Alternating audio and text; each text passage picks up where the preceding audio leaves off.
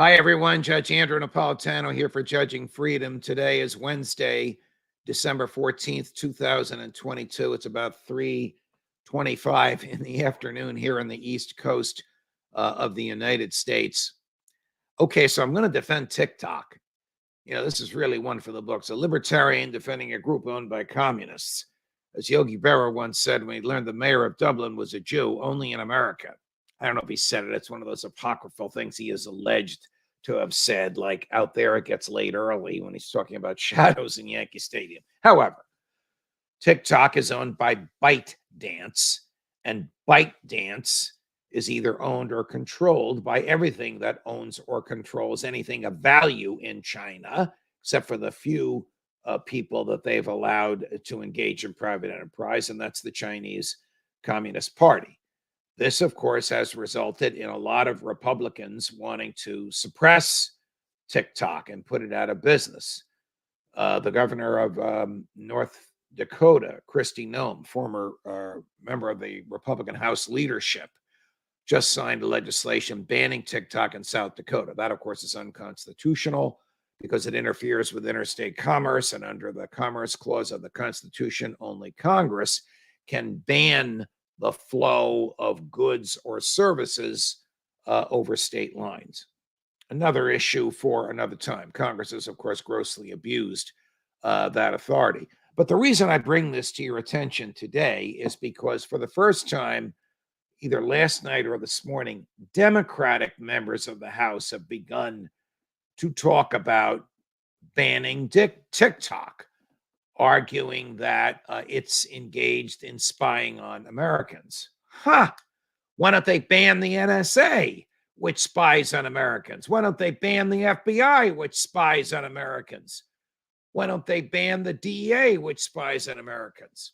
Go to judgenap.com or go to lourockwell.com or townhall.com or washingtontimes.com tomorrow, and you'll see my column that comes out at midnight tonight called Holes in the Constitution. It's all about the federal government spying on Americans and the tricks that your and my federal government plays in order to get away with it. So these members of Congress that want to ban TikTok, I like TikTok. They take what I say, and my producer Gary condenses it into 90-second clips. We run it. People do duets with me. They make fun of me. They like me. They praise me. They mock me. It increases my numbers.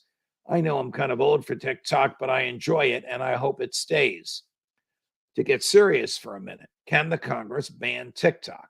An interesting question. Why? Because TikTok is commerce, and Congress can regulate commerce, and Congress can ban the movement of goods and services in commerce.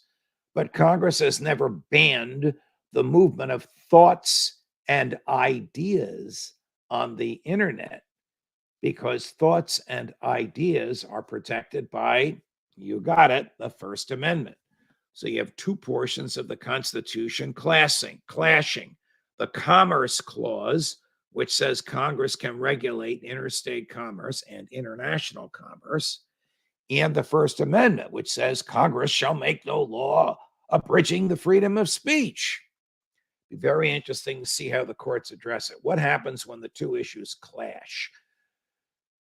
Well, the First Amendment was written after the Commerce Clause, so the First Amendment would presumably trump lowercase t, the Commerce Clause, meaning Congress could make it expensive to send newspapers over interstate lines, but it can't ban them. It certainly can't ban them because of the content of what the newspapers are saying. Congress could tax TikTok, but the tax couldn't be so high that nobody wanted to use it. So my guess is that this congressional effort to ban TikTok, just like the state efforts to ban TikTok, will be invalidated in the courts. Now, what has TikTok done to me? Okay, when Stuart Rhodes, the head of the Proud Boys, was indicted and charged with sedition and convicted. Sedition is a conspiracy to overthrow the government of the United States. Rhodes was indicted with 4 other people. So 5 people were accused of a conspiracy and agreement to overthrow the government of the United States. I made on air the same argument that Rhodes's lawyers made to the federal judge to whom the case was assigned. And that is, when a conspiracy is impossible to perform, to perfect, the government has no business prosecuting it.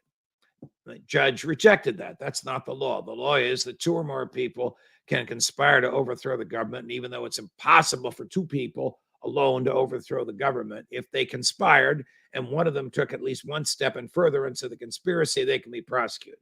Well, I made the defense argument on air to you. And Gary, my producer, cut it and ran it on TikTok. And they said, Judge Napolitano, you're banned for 5 days because by defending this guy, Stuart Rhodes, you're encouraging violence. But that is nonsense. I was not encouraging violence. I have never encouraged violence in my life.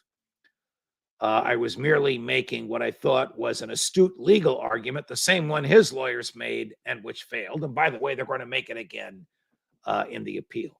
Notwithstanding what TikTok did to me, and they only banned me for 5 days, so we were back 5 days after they shut me off. I still defend TikTok as a means of communication, funny communication and profound communication, hilarious, slapstick, goofball communication, serious communication, communication where anybody can say anything they want about me, and I love it. Congress often does things that it knows are unconstitutional, and it does them because it wants to please the crowds at home, because the Congress couldn't give a damn about the Constitution. You and I do. Or as we get it, Judge Napolitano for Judging Freedom.